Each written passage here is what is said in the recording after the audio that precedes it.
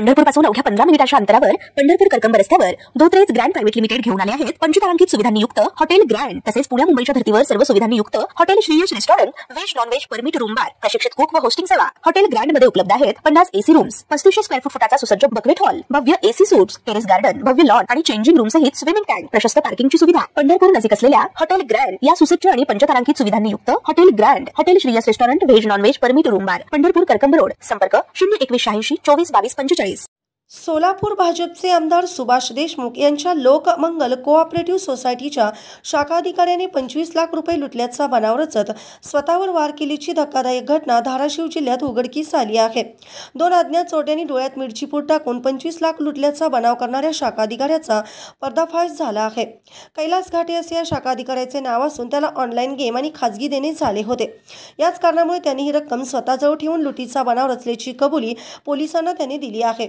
धक्कादायक म्हणजे चोरट्यांनी हल्ला केल्याचे भासवण्यासाठी त्याने स्वतःच्या अंगावर शस्त्राने वार करून घेतले होते। नळदुर्ग येथील लोकमंगल कोऑपरेटिव्ह सोसायटीचा शाखा अधिकारी कैलास घाटे यांनी 30 जून रोजी पोलिसांना माहिती दिली की तो 25 लाख रुपयांची रोकड सोलापूर येथील मुख्य कार्यालयात जमा करण्यासाठी दुचाकीवरून जात होता।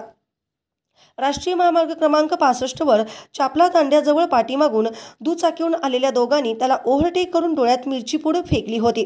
डोळ्यात मिरची गेल्याने घाटेने दुचाकी थांबवली असता चोरट्यांनी पैशांची बॅग हिसकवण्याचा प्रयत्न केला। घाटेने प्रतिकार केला असता चोरट्यांनी त्याची छाती, पाठ आणि उजव्या खांद्यावर वार करून 25 लाखांची रोकड असलेली बॅग घेऊन पलायन केल्याचा बनाव त्याने रचला होता।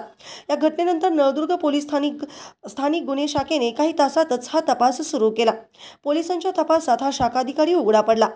शाखा अधिकाऱ्यांकडून त्यांनी लपवलेली रक्कम ही जप्त केली असून त्याला अटक देखील केली आहे। ताज्या घडामोडी पाहण्यासाठी आमच्या YouTube चॅनलवरील PVR म्हणजेच पंढरी वार्ता या न्यूजला सबस्क्राइब करा आणि शेजारील बेल आयकॉनवर क्लिक करा।